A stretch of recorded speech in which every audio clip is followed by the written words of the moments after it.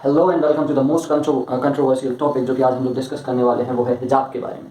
हिजाब आप देखेंगे तो यूज़ करा जाता है इस्लाम में to prevent the beauty of the womens, Muslim womens, ताकि जो उनकी ब्यूटी है वो बाहर किसी को दिखाई ना दे। इस्लाम में मतलब वुमेन्स को अगर देखा जाए बहुत ही ज़्यादा मान्यता दी जाती है। खैर ऐसा तो मैं नहीं कह सकता क्योंकि मैंने आज तक पाकिस्तान की कंट्रीज़ में कभी नहीं देखा कि कहीं किसी वुमेन को इतनी ज़्यादा मान्यता या फिर उच्चतम कोई पोस्ट वगैरह या कुछ दिया गया। खैर ये सब बातें हैं, रिलीजन से अपन को कोई लेन देन नहीं है, जैसा भी होगा इस्लाम माने मुसलमान माने वो उनकी समस्या है। तो आजकल आप देखेंगे हिजाब का मैटर बहुत ही ज़्यादा कंट्रोवर्सी में चल रहा है, जहाँ पे कर्नाटक के एक डिस्ट्रिक्ट में जो लड़कियां हैं, स्कूल की लड़कियां, उनको क्या करा गया है, मतलब कॉलेज में, सॉरी स्कूल में हिजाब पहन के जाने से रोका गया है। सन में आप देखेंगे ये सारी समस्याएं कॉलेज की लड़कियों के संग भी आई हैं। तो ये मतलब एक्चुअली में हो क्यों रहा है? एकदम से क्या गवर्नमेंट को याद आ गया कि हिजाब पहनना गलत होता है, या फिर स्कूल में हिजाब नहीं पहना जा सकता, या कॉलेज में हिजाब नहीं पहना जा सकता? ऐसा कहीं किसी किताब में, किसी लॉ में लिखा है क्या?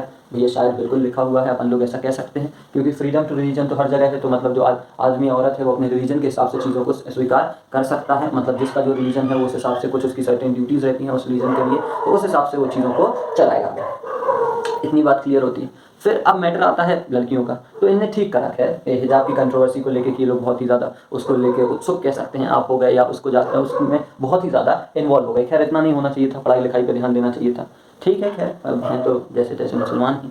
तो इन लोगों ने क्या करा, बहुत ही ज़्यादा इन्वॉल्व हो गया। उसके बाद प्रोटेस्ट वगैरह करने लगे। सन में इन लोगों ने वहाँ पे धरना प्रदर्शन वगैरह, और मे भी आप देखेंगे वहाँ पे लड़कियों ने 10th के एग्जाम देने से भी मना कर दिए हैं। आप देखेंगे सेम यही केस केरला में 2 साल पहले हुआ था, जहाँ पे फिर सुप्रीम कोर्ट ने क्लियरली मेंशन करा था कि आप वो चीज़ ठीक है कि कॉन्स्टिट्यूशन में लिखा हुआ है कि आपको फ्रीडम टू रिलीजन है, freedom to religion of practice, मतलब आप कुछ भी कर सकते हैं, कुछ भी नहीं कर सकते, सॉरी, आप ऐसा कुछ भी कर सकते हैं जो रिलीजन में कंपलसरी दिया गया है। जैसे कि पंजाबी लोग जो होते हैं वो पगड़ी पहनते हैं, तो इन लोग को भी एक जो हिजाब है आप कह सकते हैं कंपलसरी, उसमें तो इस्लाम में नहीं आता है। जैसे कुछ लेडीज़ हिजाब पहनती भी हैं, कुछ लेडीज़ नहीं भी पहनती हैं, अपना अपना होता है। इवन आप देखेंगे कि जैसे पाकिस्तान में भी जाओगे तो बहुत सारी महिलाएं आपको हिजाब पहने नहीं मिलेंगी। तो ऐसा थोड़ी है कि वो इस्लाम का अपमान कर रही हैं या इस्लाम के खिलाफ जा रही हैं। बहुत इवन वो एजुकेटेड लोग भी, एजुकेटेड महिलाएं भी होते हैं। देखोगे मार्च 8 को अपन लोग क्या मनाते हैं, इंटरनेशनल वुमेंस डे मनाते हैं, ठीक है।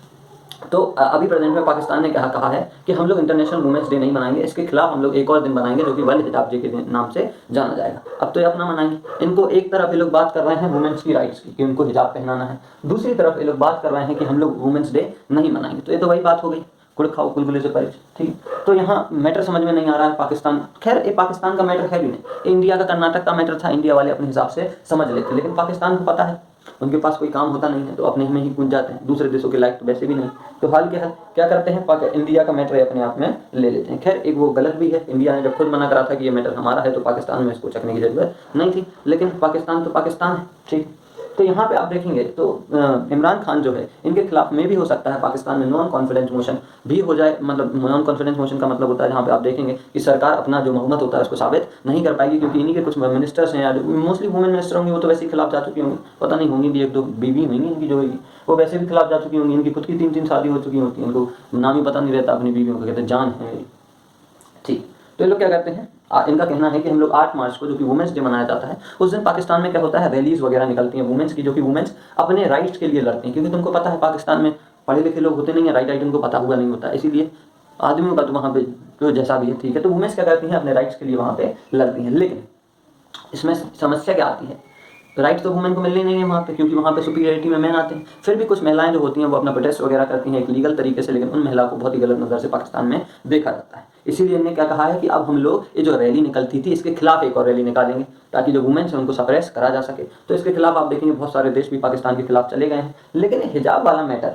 ठीक है, अभी अपने यहाँ पे उछला है, ठीक है, तो ये लोग बहुत ही ज़्यादा उचकने लगे हैं। लेकिन जब रशिया ने हिजाब बैन करा था उस पर कोई कंट्री, इवन कोई अरब कंट्री भी कुछ भी नहीं बोली, दुबई शांत रही, इवन सब लोग शांत रहे। भारत के नाम पे चिल्लाने लगते हैं, हो हल्ला करने लगते हैं। इसके अलावा चाइना इतने मुसलमानों को मार काट के पीट के रहता है, ठीक है, लातों घूसों के बल वहीं पे रहते हो, ज़्यादा मजा आता है तुम लोग को, तो वहाँ पे भी रहता है, तो वहाँ पे भी उन मुसलमानों के खिलाफ कुछ नहीं बोलते। लेकिन भारत का मुसलमान परेशान है, अपने देश के मुसलमान की हालत संभाल नहीं पा रहा है। भारत के देश का भला करेंगे, खुद के यहाँ तुम्हें खाने को नहीं है, वहाँ के देश का भला करेंगे। अरे अपना देखो भी तो, अपना इंटरनल मैटर खुद से निपट लो, पहले अपना कर्जा चुका लो, उसके बाद आप हमारे देश के मैटर में इंटरफेयर करिए। ये हिजाब वाला मैटर हमारे देश को, इसको पॉलिटिकली पॉइंट ऑफ व्यू देना यहाँ के नेताओं का काम है, ना कि पाकिस्तान के नेताओं का। यहाँ के देंगे, बहुत सारे नेता हैं, ये यहाँ के नेता तो राइट्स ही देते रहते हैं, खासकर गरीबों को और मुसलमानों को। 2 ही तो कम्युनिटी है पूरे इंडिया में, क्रिश्चियन तो 6 तो है ही नहीं।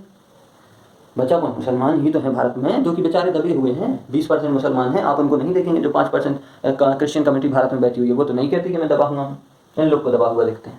ठीक है, खैर ये पाकिस्तान का पॉइंट ऑफ व्यू है। यहाँ के मुसलमानों ने कभी नहीं कहा कि हम दबे हुए हैं। अब कुछ लोग क्या, मुस्लिम लड़कियां या लेडीज़ भी, मुस्लिम लेडीज़, इस्लामिक लेडीज़ देखेंगे, ये क्या करने लगे हैं, कर्नाटक में प्रोटेस्ट करने लगे हैं, इवन अपने 10th के पेपर भी नहीं दिए।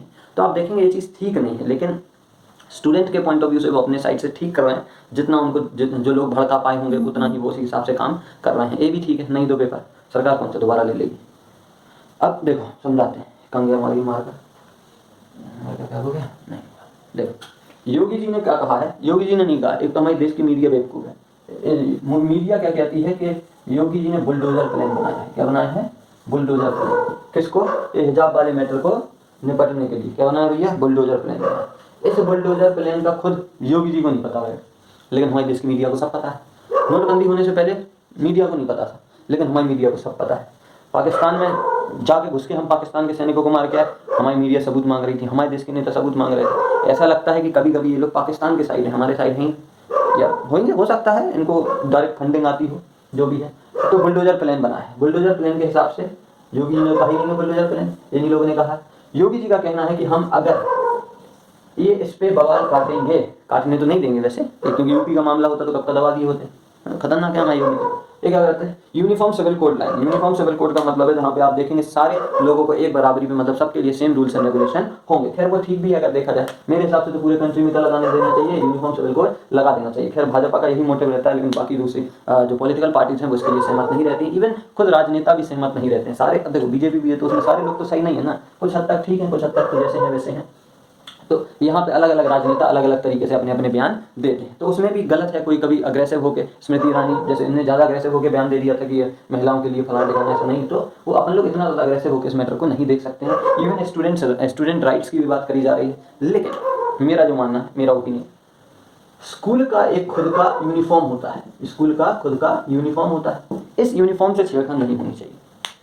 इवन क्योंकि अगर ऐसे चलने लगेगा तो क्रिश्चियंस भी फिर अपना कोट पैंट पहन के आएंगे, जो कि कहेंगे वो हम हर जगह पहन के जाते हैं, ठीक। हिंदू भी अपना तौलिया वौलिया लपेट के आने लगेंगे, दिक्कत होने लगेगी सबको कि तौलिया पहन के क्यों आते हो, सब कुछ ठीक है। तो स्कूल के लिए अगर देखा जाए मेरे हिसाब से, तो ये स्कूल के मतलब ये मैटर किसके फेवर में जाना चाहिए? स्कूल के फेवर में। अगर आपको स्कूल से इतनी ही नफरत है तो आप मदरसा में पढ़ो, उतनी ही पढ़ाई मिलेगी जितनी मिलती है, वहाँ से IAS PCS तो बनोगे ना।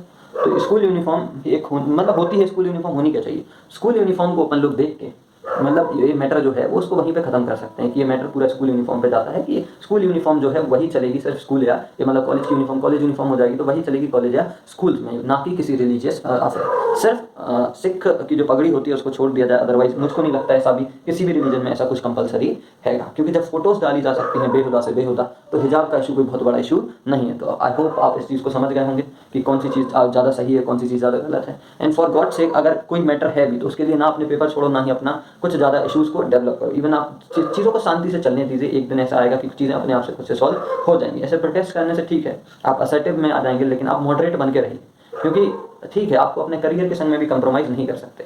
आज आप हिजाब मैटर पे लड़ रहे हैं, कल किसी पे लड़ेंगे, जीवन भर लड़ते ही रह जाएंगे। अपना करियर देखो भाई लोग, ठीक है।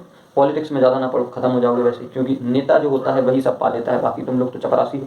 अपना अपना देखो, वो भलाई है, ठीक। आई होप ये मैटर समझ में आ गया होगा। Thanks for watching this video. किसी को कुछ बुरा लगा हो तो ठीक है, कोई बात नहीं, लगना चाहिए। Think of it.